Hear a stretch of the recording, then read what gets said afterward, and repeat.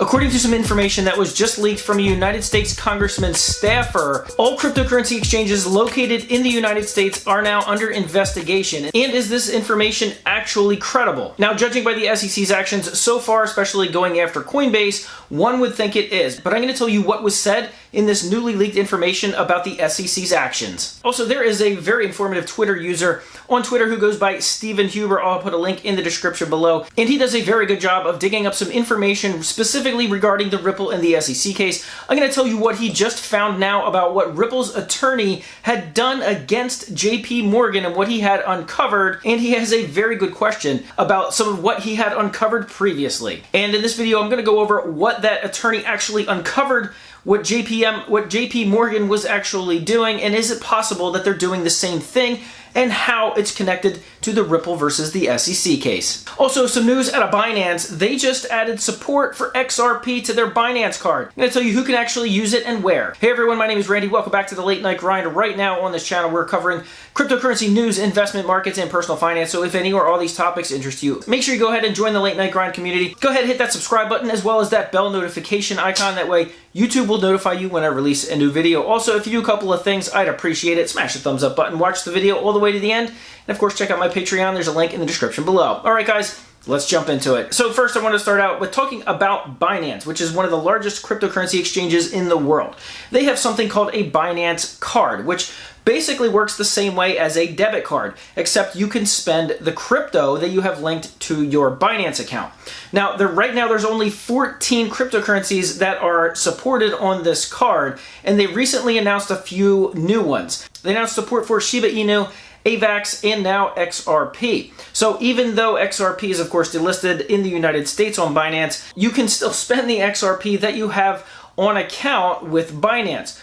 Now, here's the thing. Right now, it's only available for people in the EEA, which is the European Economic Area. So basically, anywhere in the European markets and the Ukraine are the only places that you can spend this crypto right now. However, I foresee this expanding greatly in the near future. And so what it does is when you spend something on a transaction, it takes that crypto and automatically converts it to fiat upon transaction, if the business in question actually wants to just receive fiat. So it'll happen instantly. You know, I've seen several other exchanges and several other blockchain companies doing something similar, but the fact that they're adding XRP support to this to be spent, in my mind, that's just more good news and backup support for XRP. All right, so now I'm going to talk about what Stephen Huber uncovered on Twitter. And he is always in the description below.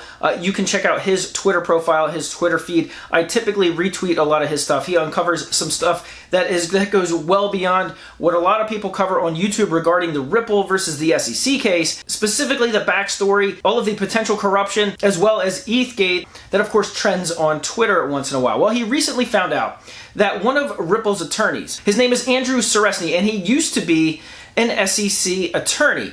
Him and Mary Jo White, of course, used to be an SEC chairman. Both of them now work for Ripple's defense team. Andrew has multiple times called XRP not a security, it is a commodity. And of course, he's on Ripple's defense team now. Well, what Stephen Huber just uncovered was previously when Andrew Suresny was at the SEC, he was in a case against JP Morgan. And what they uncovered with JP Morgan was kind of concerning, because what they found in their investigation was that JP Morgan even had a spreadsheet in connection with what they were doing in bribing Chinese officials in order to get business deals. They literally had a spreadsheet of who they bribed, how much they bribed, and if it led to a business deal for JP Morgan. Now, the question was brought up in this tweet that if JP Morgan would bribe Chinese officials for business deals, they would never do the same thing to the SEC, right? Would they? Well, of course, this goes into that backstory of JP Morgan, of course, basically owning and controlling all of Ethereum, Consensus, and most of the Ethereum tech. So now it starts to make a little more sense as to why JP Morgan may possibly bribe SEC officials to go ahead and drop this lawsuit on Ripple in order to go ahead and hurt XRP, which not only is XRP going to be a part of the new financial system that's absolutely going to obliterate and put a devastating impact on JP Morgan's legacy finance banking system and how they make all of their profit, but also on their Ethereum assets. Ethereum itself and a lot of the tech that Ethereum is built on is owned and controlled by JP Morgan. So of course, if you heard XRP, you will then push Ethereum to the forefront. That's part of that backstory that's been involved in this case since the very beginning. So if you're interested in those kind of tweets, go ahead and follow Stephen Huber. I'll put a link in the description below on Twitter. Some incredible information that he unearths on an almost daily basis. Okay, so now we're going to be talking about the SEC again and their battle with the cryptocurrency world. They're currently battling with the CFTC for jurisdiction and oversight over the cryptocurrency world. Now, the CFTC for a long time has said, now listen, we're the place that should be doing the oversight and the regulation of the crypto space. In fact, they have statements about cryptocurrencies from back in 2013 and 2014, and they specifically mention Bitcoin and XRP in their naming. So, and of course, not only that, you have FinCEN from back in 2012 that settled with Ripple, and what they finally decided with is that XRP, of course, is a virtual currency. It is not a security. So multiple times has Ripple already settled with government agencies, and they decided on the fact that XRP isn't a security. Well, the SEC is not happy with that, so they're going after Ripple, and of course, a lot of exchanges, when this lawsuit was brought against Ripple, a lot of these exchanges delisted XRP because they thought, oh my word, it's a security, we better not list it.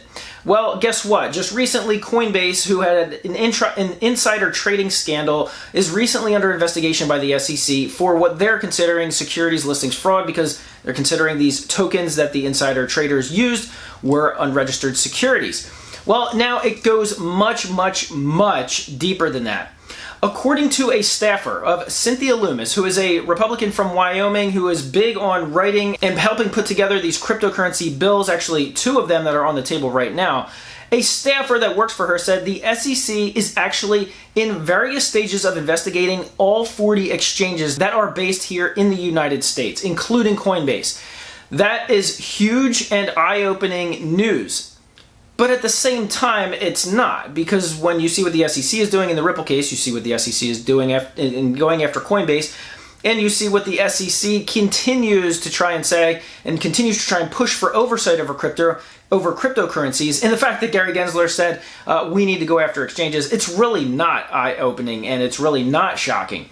In fact, I have some questions about this because as of right now, I haven't found the sources as to A, who the staffer is, and B, does this staffer have actual credible sources that the SEC is actually investigating all of these exchanges? Because one of the questions I have is could this be one of the biggest and final pieces of FUD that is dropped on an already hurt market, an already fearful market, before it actually reverses course and continues to trend upward? So we're going to see what happens over the course of the next couple of months, because if investigations are in fact going on, it is going to be leaked, especially if they are going after some of the larger ones.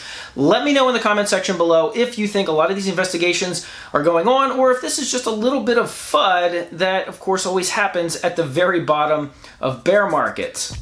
And what is the very bottom of a bear market? Well, it's the best time to buy, which of course most people won't be doing unless of course you're a whale or a big institution that knows exactly what's going on. Alright guys, thank you so much for watching this video all the way to the end, for smashing that thumbs up button, and as always, I'll see you guys on the next video.